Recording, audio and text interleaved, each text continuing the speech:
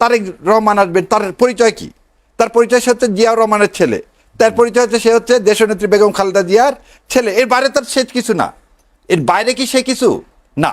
এর বাইরে কি যে তার বাবা মা পরীক্ষিত নেতা। হাদিকে আমরা ধারণ করতে ব্যর্থ হয়েছি। আমার কাছে এই জিনিসটা আমি বলবো যে না, হাদিকে ধারণ করতে পেরেছি বলেই ঘরে ঘরে হাদির জন্ম হয়েছে। এবং আপনি একটা জিনিস চিন্তা করেন, হাদি প্রধানমন্ত্রী না, রাষ্ট্রপতি না, কোনো সেরকম দলের প্রধান না, বহুদিন পর স্বদেশ প্রত্যাবর্তন করতেছেন তাও না। তিনি একটা প্ল্যাটফর্ম গঠন করছেন, যে প্ল্যাটফর্মের মূল উদ্দেশ্যটাই ছিল ভারতের আধিপত্যবাদের বিরোধিতা। তিনি কোন এলাকায় নির্বাচন করছেন কি করছেন না সেটা মূল উদ্দেশ্য ছিল না।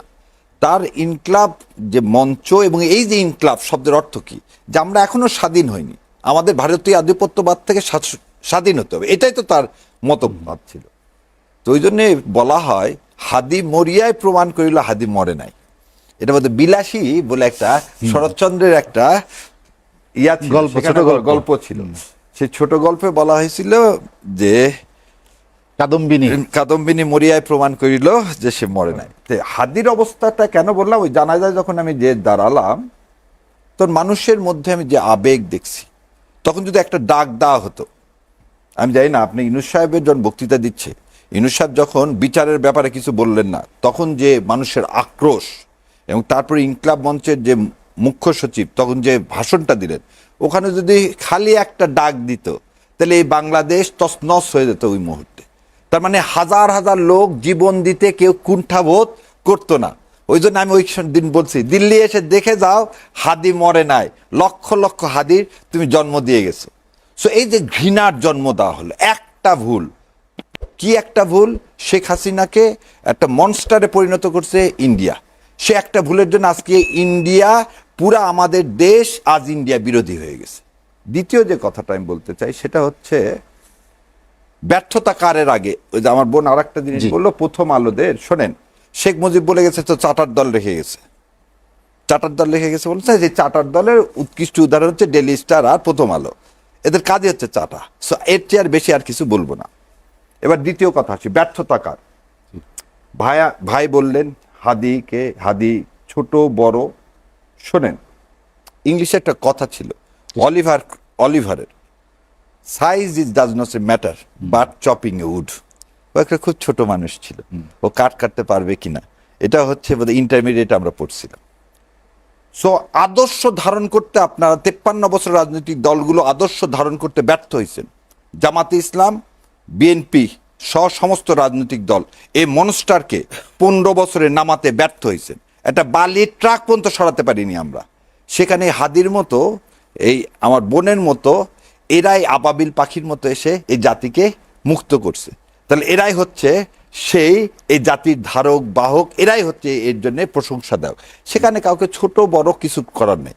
দ্বিতীয় কথা, আমরা যারা রাজনীতি করে, ভাই যেমন রাজনীতি করেন, বিএনপি করেন, শহীদ জিয়াউর রহমান ভারতীয় আধিপত্যবাদের বিরোধিতা করছে বলে সেদিন তালপট্টি দ্বীপ দিতে অস্বীকার করছি বলেই তাকে ইন্ডিয়া কি করলেন, হত্যা করলেন। এবং ইন্ডিয়া হত্যা করলেন কখন? যখন শেখ হাসিনাকে ভিতরে দিয়ে 17 দিনের মাথায়।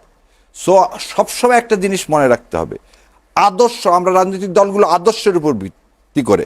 ঢাকা 8 আসনে মির্জা আব্বাস না আমার বোন না আমি, তা কিছু না। ওখানে মানুষ ভোট দিবে ধানের শীষে। ধানের শীষ মানে হচ্ছে আদর্শ। এখানে ক্যান্ডিডেট কোনো বিষয় না। তারেক রহমান আসবেন, তার পরিচয় কি? তার পরিচয় সে হচ্ছে জিয়াউর রহমানের ছেলে, তার পরিচয় হচ্ছে সে হচ্ছে দেশনেত্রী বেগম খালেদা জিয়ার ছেলে। এর বাইরে তার সে কিছু না। এর বাইরে কি সে কিছু না। এর বাইরে কি যে তার বাবা মা পরীক্ষিত নেতা, তার বাবা মা এদেশকে ধারণ করছে, তার বাবা মা ভারতীয় আধিপত্যবাদের বিরুদ্ধে আছে। সেই জন্য মানুষ ধানের শীষকে ভোট দিছে। ওই 90 সালে কেউ চিন্তাই করে না আওয়ামী লীগ তো মিষ্টি বিতরণ করতেছে যে তারা ক্ষমতায় যাচ্ছে। এই প্রথম আলোরা তখন ভোরের কাগজ এই ছিল, তারা তখন দেশ আওয়ামী লীগ চলে গেছে, আওয়ামী লীগ যায়নি। শোনেন, ক্ষমতা নির্ধারণ করা হচ্ছে আরশের মালিক, কে ক্ষমতায় যাবে আর কে ক্ষমতায় যাবে না। ওই প্রথম আলোর এই জরিপ টরিপের কিছু হয় না। সেই জন্যই বললাম যে আদর্শকে বিশ্বাস করতো হাদি, এবং আদর্শকে লালন করা হতো, আদর্শকে পালন করা। এখানে কে ক্ষুদ্র কে বৃহৎ এটা বলে এই জুলাই অভ্যুত্থানকে অবমাননা করা হবে। আর লাস্টে যে কথাটা বলছি, ব্যর্থতা কার। শোনেন, Awami League is not a factor now. ভোটে আওয়ামী লীগের ভোট হেনতান এগুলো আর কোনো কিছু নেই। এখন ফ্যাক্টর হচ্ছে ইন্ডিয়া। ইন্ডিয়া আজকে আপনি একটা জিনিস দেখেন, কতখানে আমাদের আগরতলায় আমাদের হাই কমিশন তারা ভাঙচুর করছে, এবং এরা আজকে এক হাই কমিশন তো দিল্লিতে ভাঙচুর করে আবার আমার হাই কমিশনার প্রাণনাশের কি দিচ্ছে, থ্রেট দিচ্ছে। এ বিষয়ে আমাদের রাজনৈতিক দলগুলো সবার একতা হয়ে আজকে কি করা উচিত ছিল? আজকে ডাক দেওয়া উচিত ছিল না? কোথায় সে? আমাদের সেই জায়গাটা কোথায়? এটাই আমাদের ব্যর্থতা। ভারতের বিরুদ্ধে আমরা এক হতে পারি না কেন? কেন আমাদের চিন্তা হয় যে ভারতের আশীর্বাদ ছাড়া আমরা ক্ষমতায় যেতে পারবো না? আজকে যে ভাই আছে, আমি ওই জন্য প্রথমেই কথা বলছিলাম, কিন্তু তারেক রহমান ফিরে এমন কি রাজনৈতিক বক্তব্য বিভিন্ন সময় আসছে যারা ভারতকে খুশি করতে চায়, ভারত বেজার হয় বা অখুশি হয় এমন কোনো কর্মকাণ্ড করবেন আপনি শুনেছেন? এইখানে কেন এই কথাটা ওইখানে প্রথমে শুরুতেই বলছি যে আমি বিশ্বাস করি শহীদ রাষ্ট্রপতি জিয়াউর রহমানের সন্তান বেগম খালেদা জিয়ার সন্তান এদেশে এসে প্রথম কাজটাই করবে। কি কাজটা করবে? আজকে এই দেখায় দিই আপনাদেরকে, আনন্দবাজার পত্রিকায় যে কথাটা আসছে যে তারেক রহমান 3টা চুক্তি করে এদেশে আসতেছেন। উনি এসে প্রথমেই এই বক্তব্যটাই দিবেন যে ভারতের কাজ হচ্ছে আমাদের স্বাধীনতাকে বিকৃত করা, ভারতের কাজ হচ্ছে ন্যারেটিভ তৈরি করা যেটা অসত্য, এবং আমাদের জীবনে যতদিন হাদির মতো রক্ত আছে আমরা ভারতের আধিপত্যবাদের বিরোধিতা করে যাব। আর এই ইলেকশন যে বললেন, ইলেকশন প্রথমে বললেন না ভোট করতে দিতে চায় না কে? আপনি একটা জিনিস বলেন তো, এই যে বললে আমি শস্যের মধ্যে ভোট, এই যে বোন সব বলছে, আমি আর ওই জন্য কিছু বলবো না। স্বরাষ্ট্র উপদেষ্টা, আইন উপদেষ্টারা বলে আমাদের কোনো ইয়াই নাই, লোভই নাই, আমাদেরকে জনগণ বসাইছে, যেদিন বলবে চলে যেতে সেদিন চলে যাব। এই জানা যায় যখন আসিফ নজরুল ঢুকতেছিল তখন সমস্ত মানুষ 14-15 লক্ষ মানুষ ভুয়া ভুয়া বলে চিৎকার করে উঠছে। তার লজ্জা হয় না? যে সন্তানেরা তাকে জড়ায় ধরতো সবসময়, সেদিন তো সমস্ত ছেলে পেলে কাঁদতেছিল, তারা তো যে আসিফ নজরুলের বুকে মাথা দিয়ে কাঁদেনি, তাহলে তিনি ওই চেয়ার আঁকড়ায় ধরে আছেন কেন? কি কারণে? কি স্বাদ ওখানে? ও স্বাদটা হচ্ছে ও আরো কিছুদিন থাকার স্বাদ, ও স্বাদ পূরণ হবে না। ভোট আমরা 5 থেকে 8 তারিখে যেমন এই দেশকে পাহারা দিছি, আমরাই পাহারা দিয়ে এই ভোটটা করবো ইনশাল্লাহ। কারণ ভোট ছাড়া কোনো অল্টারনেটিভ ওয়ে নাই আমাদের সামনে, এবং ভারতীয় আধিপত্যবাদকে এই ভোটের মাধ্যমে আমরা পরাজিত করব ইনশাল্লাহ। শাহরিয়ার কবির, যদি সর্ষের মধ্যেই ভূত থাকে, ভালো ভোট কিভাবে করবেন? উদাহরণ সৃষ্টি কিভাবে হবে? এই এখনই বলে দিলাম, 5 তারিখ থেকে 8 তারিখ পর্যন্ত তো সরকার ছিল না। বলছিল যারা যে এই সরকার পড়ে গেলে দুর্ভিক্ষ হবে, হয়নি আল্লাহর ইচ্ছে ইনশাল্লাহ। যে অরাজকতার একটা দেশে পুলিশ না থাকলে, আপনি পৃথিবীর একটা দেশ দেখান তো যেখানে পুলিশ নাই 3টা দিন কিছু হয়নি। আর আজকে আপনি বলতেছেন কার উপর আপনি ভরসা করবেন বলেন? পুলিশ নাই, এটা তো অস্বীকার করার কোনো উপায় নেই। আপনি এই আর্মি, নেভি, এয়ারফোর্স কার কত জায়গায় দিবেন? তাহলে ভোটটা যদি করতে চায়, এদেশের সমস্ত রাজনৈতিক দলগুলোই যদি কমিটমেন্ট হয়, যেমন কেন ওই যে ভাইকে হয়তো আমি বুঝাতে পারিনি, হাদির আদর্শটাকে কি ছিল জানেন?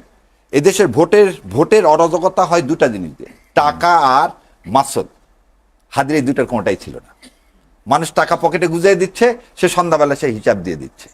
এই যে পরিচ্ছন্নতা, এই পরিচ্ছন্নতা যদি থাকে, আমাদের সব রাজনৈতিক দলের মধ্যে এই কমিটমেন্ট থাকে, আর সরকার তো মধ্যে যে ভূত আছে সে ভূত তো চায় না ইলেকশন হোক, কারণ তারা তো 2007-8-এর পুনরাবৃত্তি করতে চাচ্ছে বলে আমার কাছে মনে হচ্ছে। তাদের আরো খায়েশ আছে কিছুদিন ক্ষমতায় থাকার, সে খায়েশ ইনশাল্লাহ আমরা পূরণ হতে দিব না। হাদিরা মোরে যে বলছে যে লক্ষ হাদি জন্ম নিছে, আমরাই ভোট করতে পাহারা দিব। আর আমরা যদি ভোট চুরি না করি, ভোট কেন শান্তিপূর্ণ হবে না? এবং আরো একটা জিনিস আপনাকে, এইবারে ভোট কিন্তু পার্লামেন্টের ভোট না, খালি এবারে ভোট আমাদের ভাগ্যের পরিবর্তনের ভোট, জুলাই সনদের ভোট। জুলাই সনদ মানে ভাতৃত্বীয় আধিপত্যবাদের কবর রচনার ভোট। সো এই ভোটকে পাহারা দেওয়া আমাদের নৈতিক দায়িত্ব, এই ভোটকে পাহারা দেওয়া আমাদের ইমানি দায়িত্ব, এবং এই ভোট হতে হবে, এবং এই ভোটটা আমাদেরকেই করতে হবে।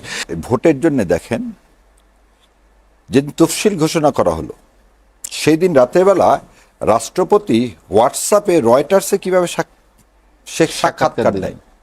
বাংলাদেশের রাষ্ট্রপতি সে হোয়াটসঅ্যাপে কিভাবে, সে তো শোনেন চুপ্পু সাহেব, এবার এইগুলো কথা বললে তো বহু কথা, চুপ্পু সাহেব কোন কোন কোম্পানির শেয়ার হোল্ডার ছিলেন এবং কোথায় থেকে কত টাকা নিয়েছে দেশের মানুষ সব জানে, তার নৈতিকতা নিয়ে সবাই জানে।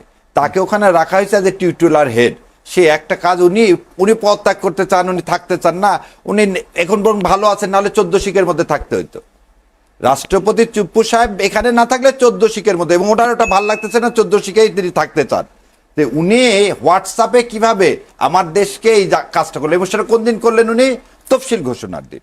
এবার দ্বিতীয় দেখেন যে লিস্টটা বাড়াইছে 50 জনের হিট লিস্ট, সেই লিস্টটাও বাড়ালো কিন্তু তফসিল ঘোষণার দিন। আপনি কিছু জিনিস অ্যাড করেন একটার সাথে আর একটা, এই যে হিট লিস্ট, এই হিট লিস্টটা কার ওয়েবসাইটে বের হলো, রোকেয়া প্রাচী যে ওয়েবসাইট চালায় সেই ওয়েবসাইটে বের হলো। তারই পরিপ্রেক্ষিতে শুক্রবার আমার ভাই হাদিকে গুলি করা হলো। তাহলে এই চেনটা যদি আপনি টানেন তাহলে কি দেখতেছেন, এটা তো আরো সামনে বাড়বে। কিন্তু এখন আপনাকে যেমন